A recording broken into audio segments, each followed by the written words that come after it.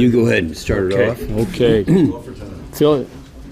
No filibusters here. No filibusters. Let me thank you all for coming today, and I want to thank my bipartisan colleagues for joining me as well. You don't see this group gathered together very often, right, Chairman Inhofe? That's right. But I think it speaks to the incredible progress we've made on the legislation we're working on together. It also speaks to the importance of this bill to every single American. Whether you're a mom worried about chemicals in your infant's clothes, or if you're a business selling those products. We're here to announce major progress on the Frank R. Lautenberg Chemical Safety for the 21st Century Act. As of today, we have 12 new co-sponsors, including Senators Whitehouse and Merkley, who are here with us today. And that brings the total to 34 co-sponsors, over 1/3 of the Senate. These senators come from across the country. They're at opposite ends of the political spectrum and everywhere in between. Many of us don't agree on much, but on this issue, we agree it's long past time to reform the broken Toxic Substances Control Act of 1976. I want to say a special thanks right now to Senators Whitehouse and Merkley, and also to Senator Booker, who couldn't be here with us. They did the hard work in the committee, along with Senator Carper, working with Chairman Inhofe and Senator Vitter. They helped negotiate major improvements in the bill, and I'll let them talk about those specifics. I also want to thank Senator Vitter and Senator Inhofe for being open to these changes and staying at the table with us, even though sometimes we had tense discussions and negotiations. But with these changes, I believe we not only have a bill we can pass the Senate, but it will be signed into law, and that we will finally protect our kids and our communities from dangerous chemicals, something the law does not do right now. This is the best chance I believe we have in possibly the next 40 years to pass a law that will protect our kids from dangerous chemicals. We need to get it done, and at this point we will Senator Vitter isn't here, so let's go to Chairman Inhofe, and we'll proceed from there with all our speakers. Thank you. Good. Thank you, Tom. First of all, you guys have to realize this is a big deal. This isn't just another news conference. This is the first major environmental law that is being drafted and will be passed since the amendments to the Clean Air Act in 1990. I remember I was one of the co-sponsors of the Clean Air Act, and this is a good follow-up on another major step forward in the environmental laws that we're passing. Now, on our committee, we have the jurisdiction of this, as everyone knows. Senator Vitter is on the committee with me. Oh, it's just right. Oh, okay. And of course, Senator Udall is not. But before turning back over to Senator Vitter, let me thank both of them. Senator Udall, you went out of your way to try to be very fair about this and come in and carry on this legacy of Frank Lautenberg. I hate to keep referring to it that way, but we go back to 2012, working on pulling people in, stakeholders, so that we could ultimately pass his bill. He's up there watching us right now, and he's smiling.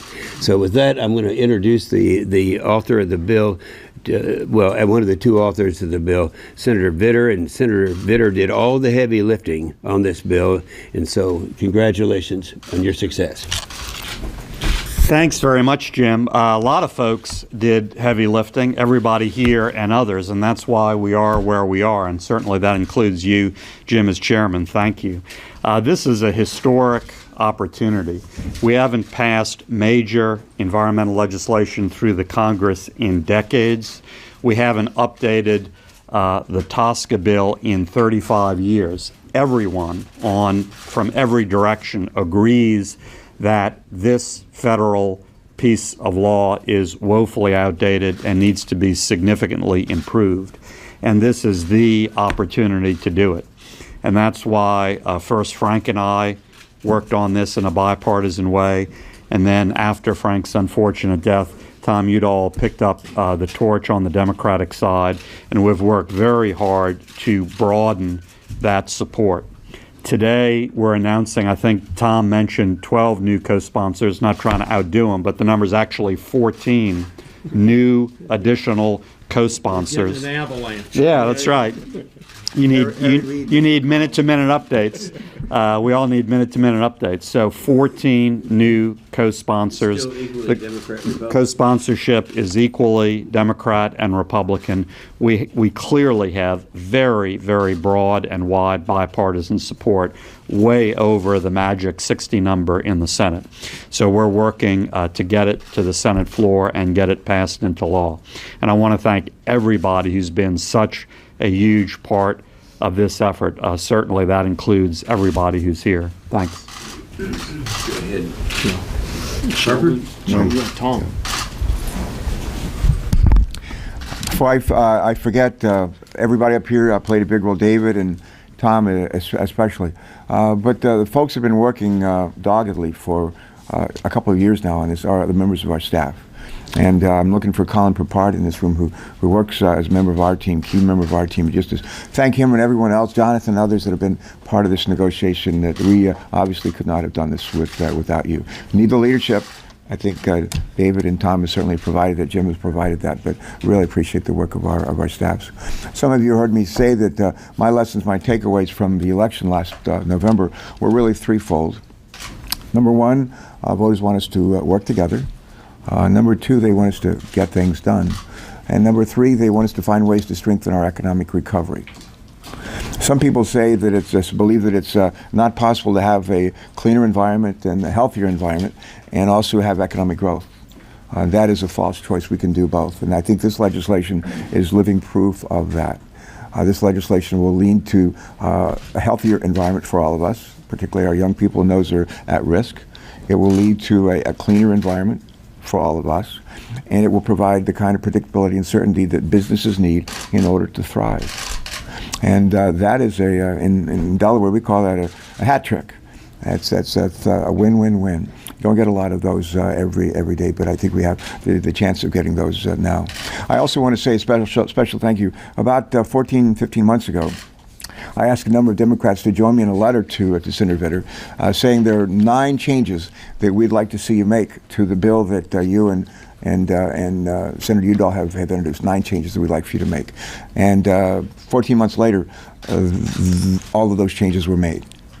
And with that, and the idea behind getting the 9 changes made, we said basically, if you make those changes, we'll co-sponsor your bill.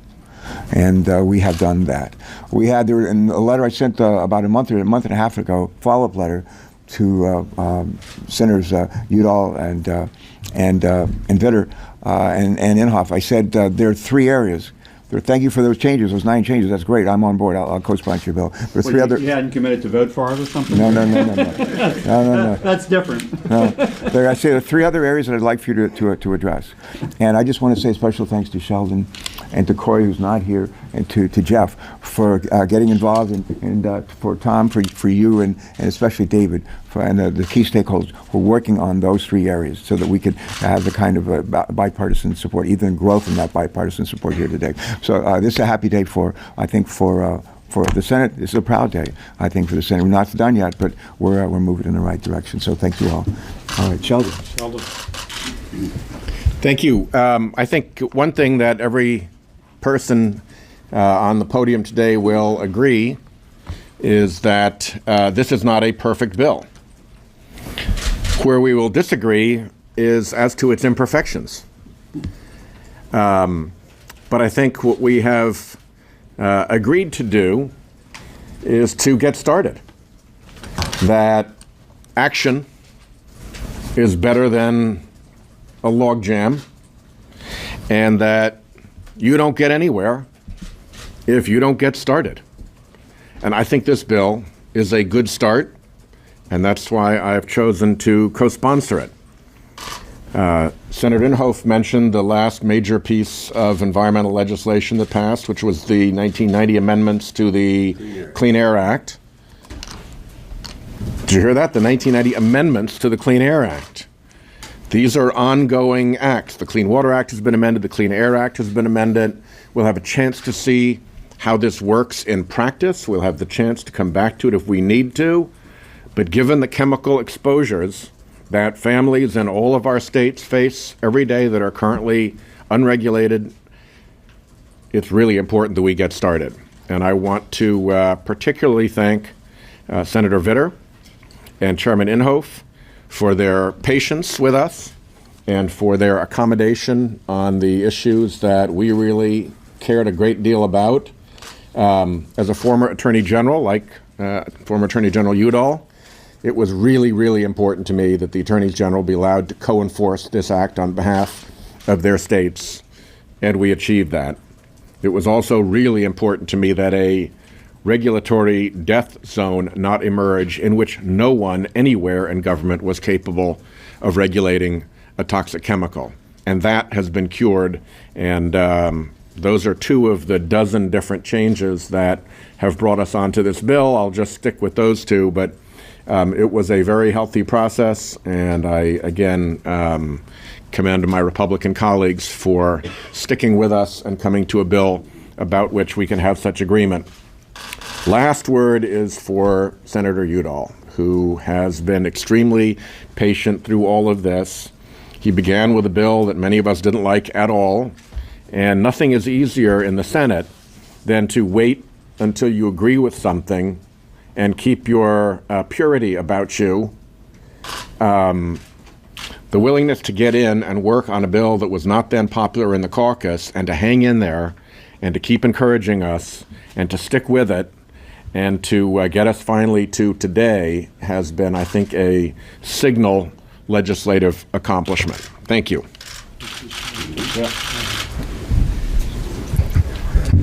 It is outrageous that the most powerful nation on the planet has been powerless to protect our children and our citizens from toxic chemicals. So that is the outrage that we have come together to address. There are substantial issues that were resolved in this intense negotiation. The ability of states to co-enforce the law, the ability of public entities, nonprofits, citizens to be able to challenge the designation of a chemical as a low priority chemical, something very important to a number of our stakeholders. And certainly to replace the preemption of state activity with empowerment of states to be able to act on high-risk chemicals. That was the single biggest challenge we faced. And what we have now is a set of 3 standards that enable a state to act during the safety determination phase.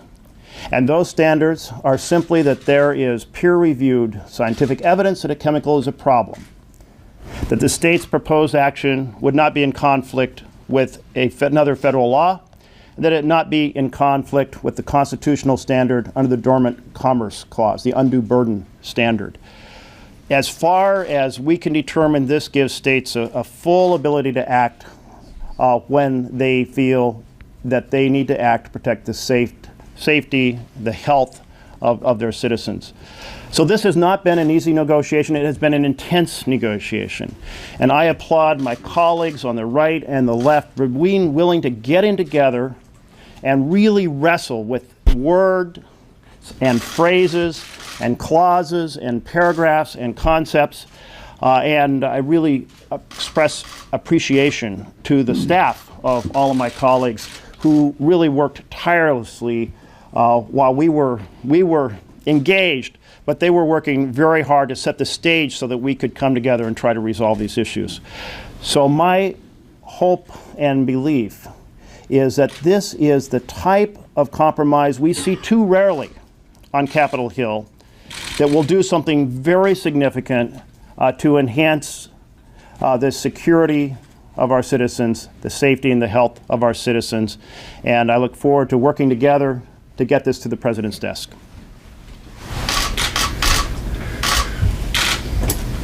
Floor is open. Let's take questions. Floor is open. What seems to be the outlook for floor action on this? Are there any obstacles for getting this on the floor fast? And your run for governor would also suggest that you might need to do this now rather than later. I'd love to do this year for all sorts of reasons. Jim and I just had a great meeting literally an hour ago with Mitch McConnell about this bill and getting it to the floor, and we don't have a date yet. And I certainly can't speak for Mitch, but it was a very productive discussion, and he recognizes how significant this is and what a positive bipartisan accomplishment this will be. I've also spoken with Leader McConnell, and he knows this is a big achievement. He knows that we've moved a long way on this. He knows how bipartisan it is, and I think he's anxious with all the other things that are out there to try to make room for this on the floor. You've already made a lot of compromises on both sides of the aisle. How many more compromises are there in this package? Because there are going to be a lot of amendments, I hear. There are going to be amendments, yeah. Yeah, look, Jim, Jim will help manage it on the floor. I'm sure there'll be proposed amendments, and we'll work through those, and I'm for having an open amendment process and votes. We have compromised a huge amount. We have built a whole number of ideas into the bill, so I think it's at a very, very good place now. But in general, I'm for an open process on the floor. Yeah. Let me just comment. There are going to be a lot of amendments.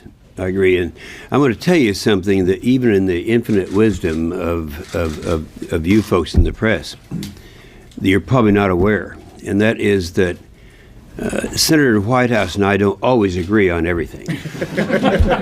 But when you have us agreeing on this, we try. That's right. For that reason, I really believe that if it's something that he and I are both very interested in and consider it to be a top priority, that I think that I don't think unfriendly amendments are going to get very far on this. I think we've gone through a process. It's going to make that a lot easier to become a reality and get sent over to the House. May I echo what Chairman Inhofe just said? One of the ways in which the Senate worked in the good old days when the Senate worked was that when a bill came to the floor, the co-sponsors and the floor managers would stick together on votes that were likely to tear the underlying agreement apart. And so you saw people on both sides of the aisle voting against amendments that they might otherwise be ardent supporters of, indeed co-sponsors of, because they had an agreement to stand with one another and make sure that this bill got through. And I hope that that's the kind of process that we can get to when we get to the floor. Just one other thing on the committee process. One of the things that happens in the Senate, and it's a really good thing, is to see the committees work. And in this case, Chairman Inhofe, the committee has worked very hard on this, and generally there's great deference paid when the committee has done the work to the bill that's produced. Doesn't mean there isn't going to be amendments, but I think this is a demonstration of the committee process working, moving a piece of legislation along, making some key compromises, and ready for any additional amendments. Thank you all. Anybody else? Thanks. Thanks.